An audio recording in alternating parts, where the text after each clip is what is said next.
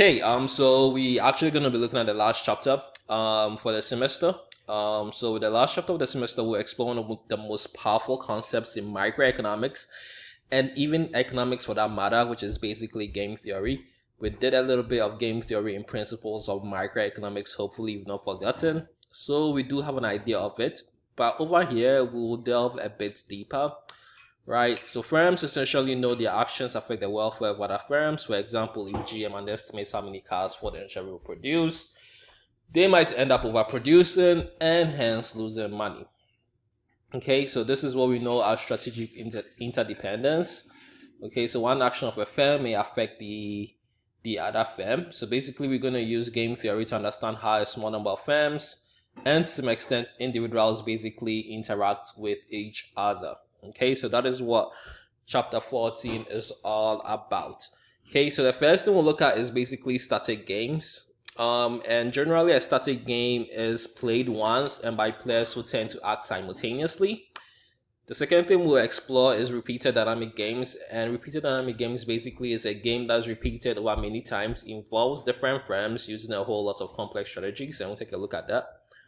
The third thing we'll look at is sequential dynamic games, right? And it's an example, a good example of sequential dynamic games has to do with Stackelberg oligopoly, where one firm basically moves before the other. Okay, so with sequential dynamic games, one firm tends to move before the other. And the last thing we'll look at is basically auctions, right? And with auctions, players tend to have incomplete information. So we go through each of these in more detail, okay?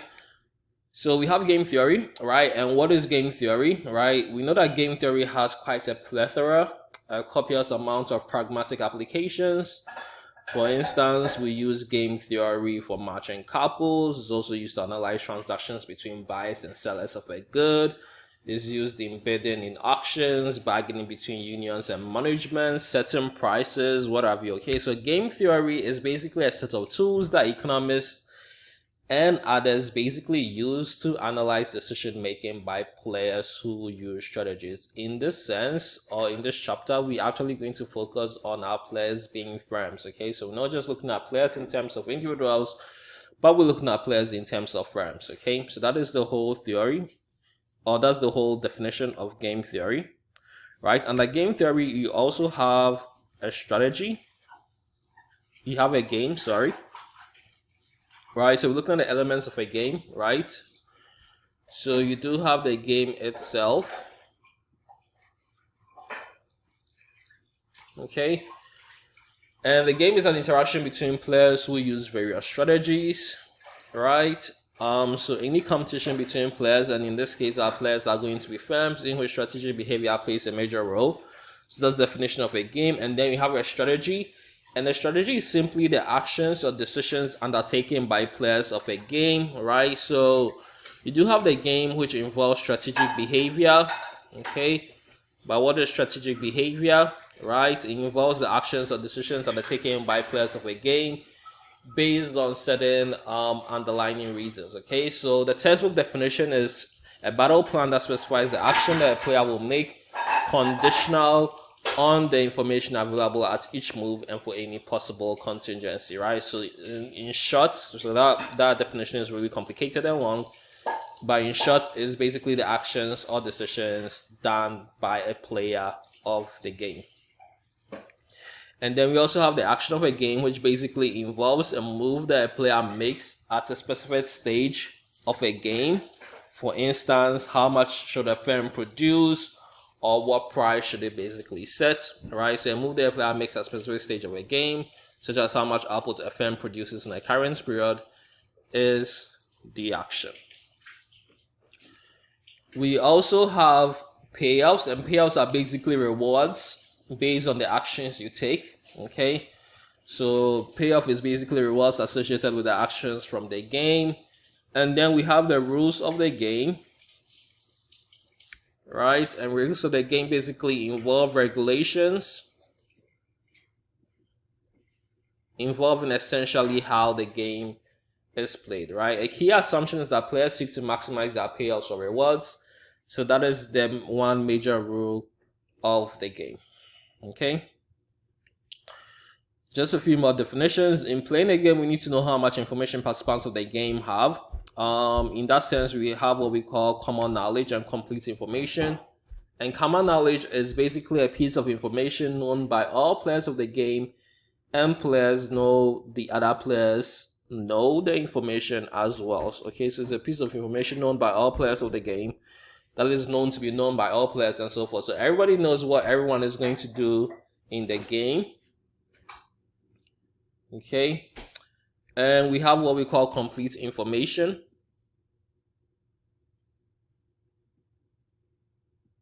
Right, so it's a situation in which the strategies and players of the game are basically common knowledge. We always assume that players have complete information in the sense that strategies and payoffs of the game are basically common knowledge. So everybody knows what the payoff is in regards to an action taken by another player. And that is basically complete information. Okay, the first kind of game we'll look at is that of static games. Okay, so what do we mean by a static game? A static game is any game in which the player acts only once and players act simultaneously, right? So in this game, the individuals or firms or the players of the game have complete information about the payoff functions. Okay, so that is the whole point of a static game. A game in which each player acts only once and players basically act simultaneously while having complete information. All right. And then we have the normal form of a static game, right? So that is a representation of a static game with complete information specifying the players, their possible strategies, and the payoff function that identify the players' payoffs for each combination of strategies. And we'll take a look at an example of it and it actually makes more sense. So let's take a look at an example of a normal form game. Right, so let's assume we have two airlines, American and United.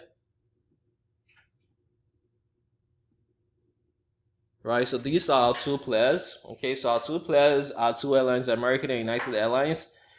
And they play a static game where they basically compete only once. Sorry about that. Okay. Each airline can take only one of two possible actions. Each can fly either 64 or 48,000 passengers between Chicago and Los Angeles per quarter. Okay, so each firm has only two possible actions.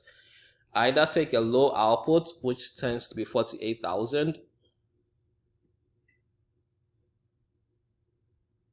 Okay, or choose a high output, which is basically 64,000 passengers. Okay. So we do have the actions of the game. Either you go for high output or you go for low output. Okay, and eventually the game, as we'll see, actually has its payouts. Okay, right. In playing the game, we need to think of a few things, right? We need to think that each firm basically is always going to select a strategy that maximizes its profit, given what it believes the other firm will do. Okay, so remember, we have complete information, right? So given what the other firm will do, right, one firm is always going to choose a strategy that is going to maximize its profits. Okay, so then we have the payoff matrix, okay, of the game, right? So let me just go through the game really slow. If American Airlines decides to fly 64,000 passengers, and United also flies 64,000 passengers, American Airlines will have a profit of $4.1 million, and United Airlines will have a profit of $4.1 million. If American Airlines decides to fly 64,000 passengers, and United flies 48,000 passengers, American Airlines captures a whole lot of the market, so they will have $5.1 million in terms of profit, and United Airlines will only have $3.8 million in terms of profit. If American Airlines decides to fly 48,000 passengers and United flies 64,000 passengers, United Airlines will have $5.1 million in profit and American Airlines will have $3.8 million in profit. If American Airlines decides to fly 48,000 passengers and United also goes with 48,000 passengers, American Airlines will have $4.6 million in profit, and United Airlines will basically have $4.6 million in profit as well. So basically, that is the strategy and payouts we actually have of this game, and this is known as our payoff matrix. Okay, so the payoff matrix basically shows you their strategies and their respective payoffs. Okay, so this is known as the payoff matrix.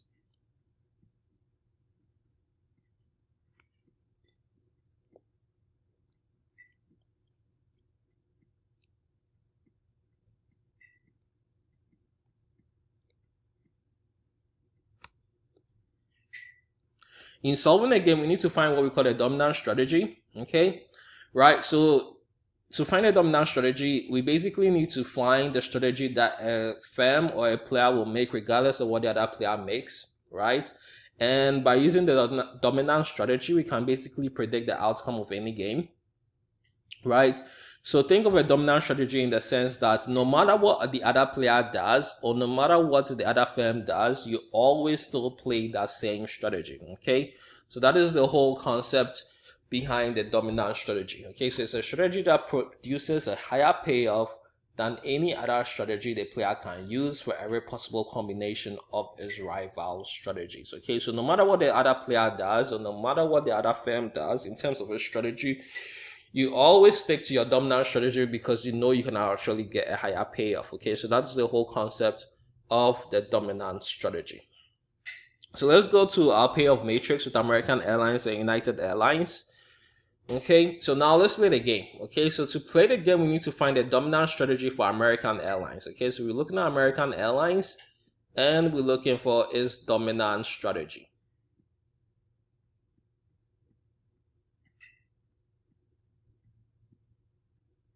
Okay, sorry for those squiggly lines. Okay, so remember again, the dominant strategy is the strategy you're always going to play regardless of what the other player does, okay? If United Airlines decides to go with 64,000 passengers, remember there's complete information and common knowledge, meaning that everybody knows what the other player will do and his respective payouts. If United Airlines decides to go for 64,000 passengers, American Airlines has the option of going for 64,000 passengers or going for 48,000 passengers, right? American Airlines is basically always going to make a strategy based on the fact that it can maximize its profit, okay? So if American Airlines decides to go for 64,000 passengers, it will make $4.1 million. If it decides to go for 48,000 passengers, it's going to make $3.8 million. Okay, since American Airlines is basically acting in its own self-interest, it's going to go with $4.1 million. Okay, so if United Airlines goes 64, American Airlines is also going to go 64. Now, if United decides to go with 48, should American Airlines go with 64 or should they go with 48? Again, we're going to compare the payoffs. If American Airlines goes with 64, it's going to make $5.1 million. If American Airlines decides to go with 48, it's going to make $4.6 million. Obviously, $5.1 million is higher than $4.6 million. So American Airlines is still going to go with 64. Okay, so we're going to have this over here. Okay, so American Airlines, regardless of what United Airlines does, is always going to go with 64. So 64 is American Airlines' dominant strategy. Okay, so remember the dominant strategy is the strategy you play regardless of what the other player does. If United goes with 64, American Airlines is going with 64. If United goes with 48, American Airlines is still going with 64. Okay, now let's look at the dominant strategy for United Airlines.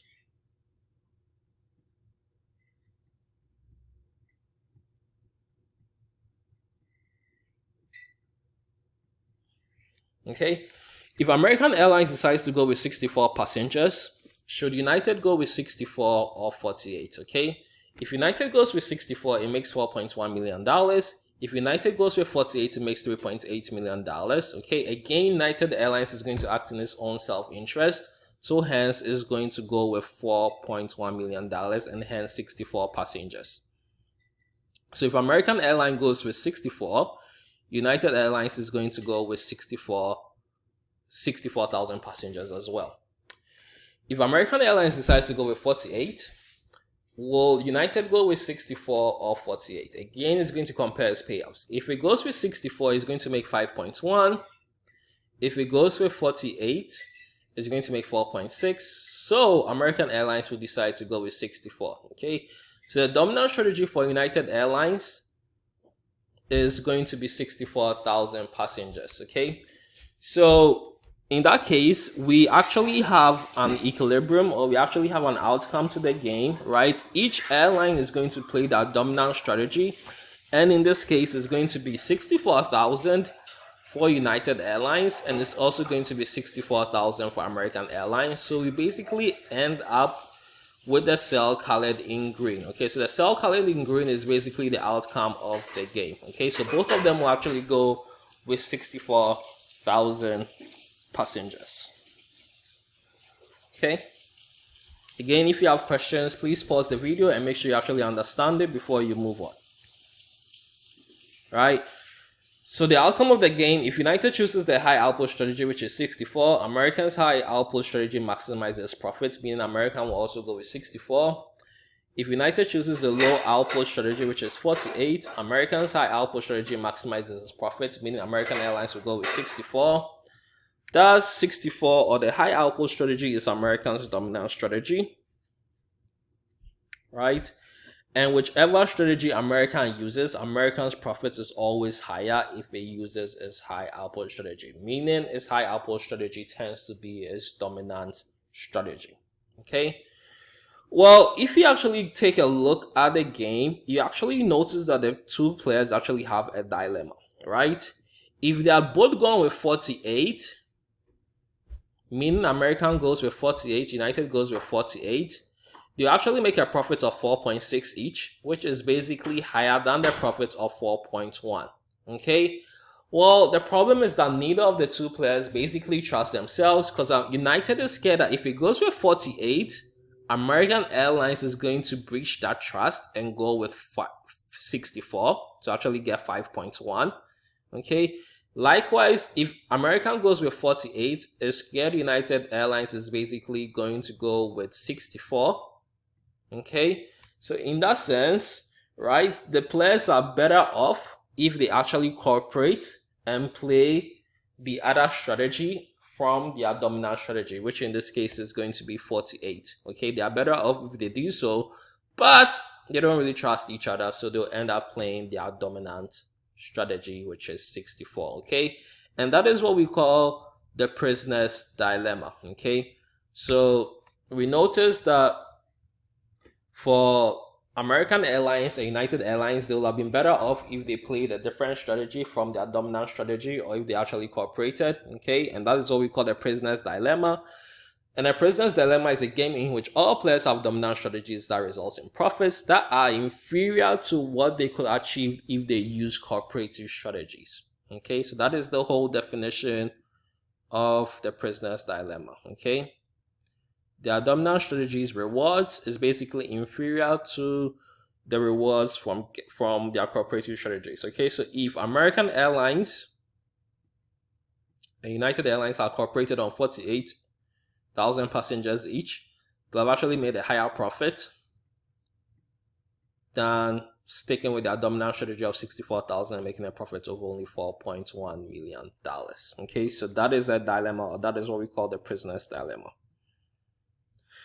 Right, not many games are simplistic as the one we played earlier. In fact, many games do not always have a dominant strategy solution. In this case, we use what we call a best response to find the outcome of the game. Okay, so the best response is a strategy that maximizes the player's payoff given its beliefs about its rival strategies. Okay, and the best response strategy learns to what we call the Nash equilibrium, after the famous mathematician who came up with this, who is basically called John Nash. Okay, if you have seen A Beautiful Mind, basically that's the movie about John Nash. Okay, right, so the Nash equilibrium is a set of strategies such that when all players use these strategies, no player can obtain a higher payoff by choosing a different strategy. Nash equilibrium, in other words, is given the strategies chosen by your rivals or by my rivals, you actually made the best possible choice. Okay, you actually make the best possible choice and you cannot do any better. which is essentially your best response. Okay, so essentially that is going to be your best response. Okay, so let's look at a more complicated version of American Airlines and United Airlines gain. Right, so now we've actually added sort of a third variable or a third cell. So we have 96. So initially we had 64 and we had 48, but we had 96. Okay.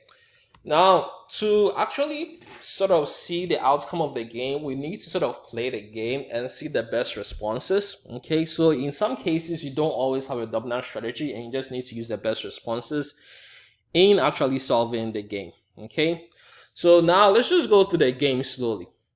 If American Airlines decides to go with 96,000 passengers, or 96, I'll just say 96, just to make things short. Should United go with 96, 64, or 48? Again, they will look at their payoffs. If United goes with 96, it makes basically nothing. If United goes with 64, it makes $2 million. If United goes with 48, it makes $2.3 million.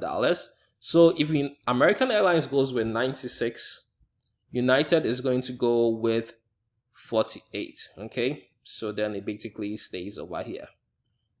Now, if American Airlines goes with 64, United Airlines has the option of going with 96, 64, and 48. If it goes with 96, it makes 3.1. If it goes with 64, it makes 4.1. If it goes with 48, it makes 3.8.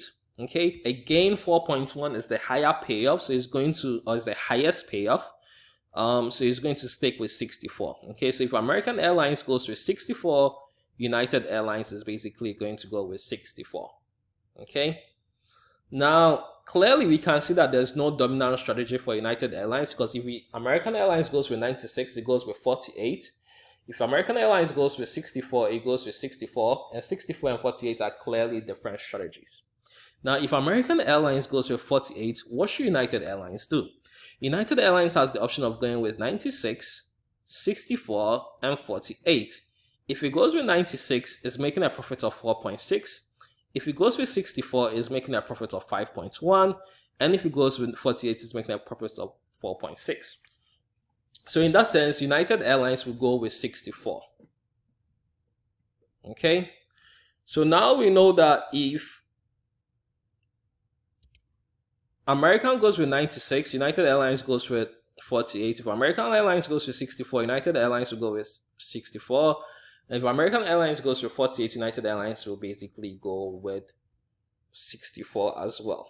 Okay, what about, so the best response, right, at this point, for United Airlines, we can't sort of determine till we actually play American Airlines, or we actually determine what's the best response for American Airlines. Okay, right, now for American Airlines, if United Airlines goes with 96, American Airlines will go with 48 because it will make a profit of 2.3, right? If United Airlines goes with 64, American Airlines will go with 64. Okay, and if United Airlines goes with 48, American Airlines will go with basically 64 as well. Okay, so to actually find the outcome of the game is going to be the cell where you actually have both best responses being at. Okay, so in that sense, we basically have this, which is United Airlines going with 64. Okay, and American Airlines going with 64. So basically where we have the two ticks, or where we have the green, all green colored cell, is basically going to be the best response. Why is it the best response? It's basically our best response because neither firm wants to deviate from a strategy. Okay, if American Airlines is at 64 and for some reason United Airlines deviates to 96, it's going to make a loss. Okay, it's just going to make 3.1, which is less than 4.1.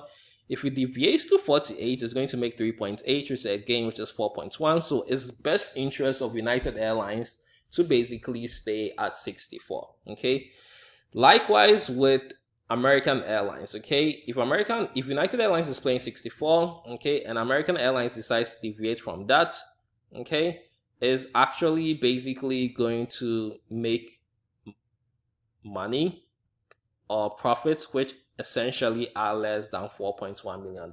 In that sense, we have 3.1 and 3.8. Okay, so it's in the best interest for American Airlines to stay at 64. Okay, so to actually find the outcome of the game is always going to be the point where you actually have sort of two ticks. Okay, so as you're playing the game, just tick each cell, and that is going to be your best response. Okay.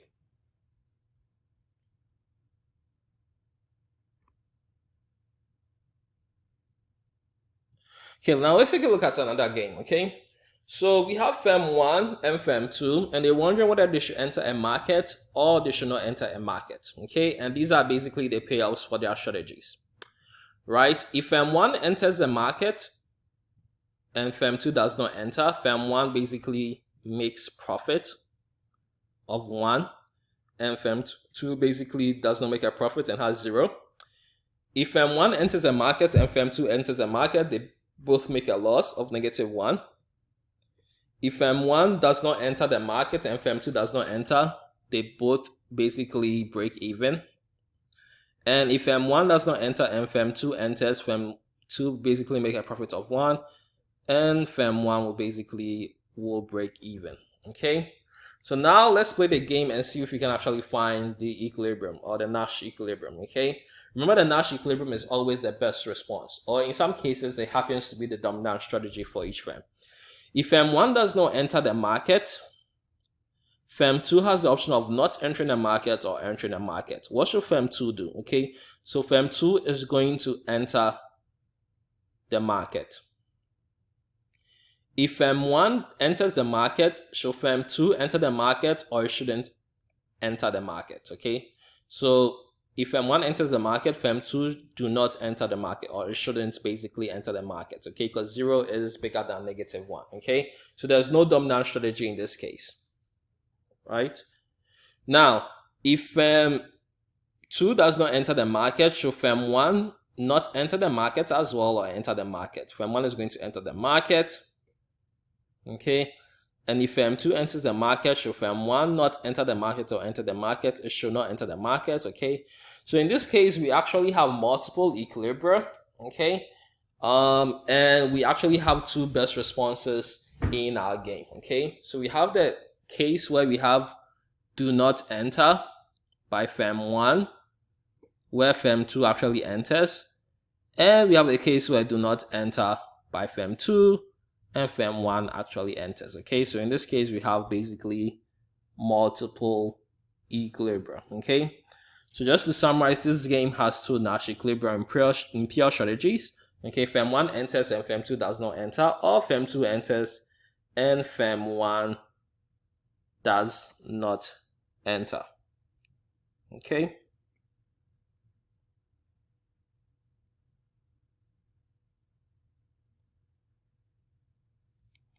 Okay, now I want you guys to try this out. Assume the following game is played once and simultaneously. If both Intel and AMD choose low levels of advertising, so profit equals 2 for Intel and profit equals 2 for AMD. If both choose high, each earns a profit of 3. If Intel advertising is high and AMD is low, Intel will make a profit of 8 and AMD will make a profit of 4. If Intel's advertising is low and AMD's is high, Intel will make a profit of 4 and AMD will make a profit of 8, okay? Now, I want you guys to construct a payoff matrix and describe how each firm will choose this strategy. Describe the Nash equilibrium or equilibria, okay? And I'll give you guys a couple of maybe minutes. You can pause the video here before you actually move on, and I'll actually show you the answer.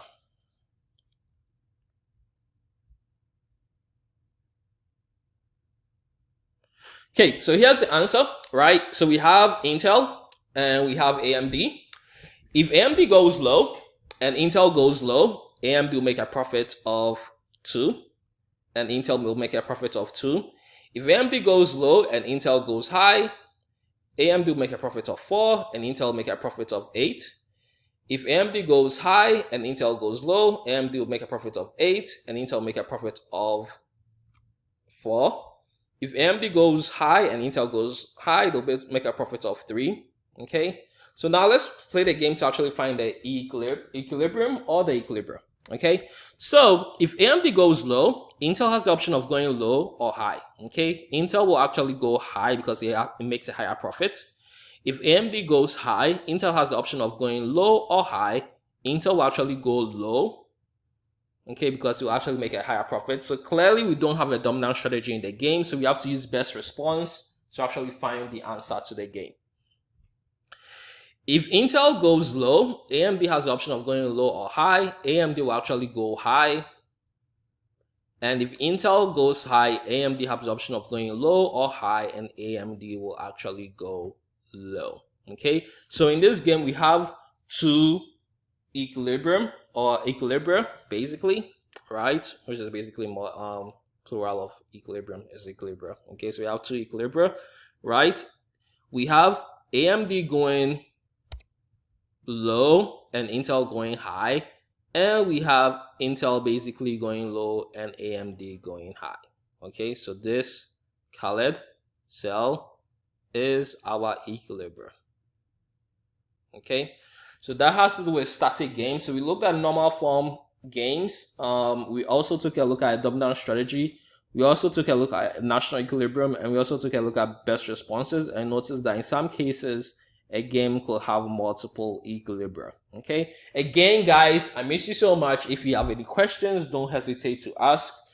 Send me an email. Just go through the slides, which I'll post later on. Go through the video, pause when necessary, and if you don't understand something, just let me know through email. Okay, next time we'll look at repeated dynamic games, and I'll see you guys later.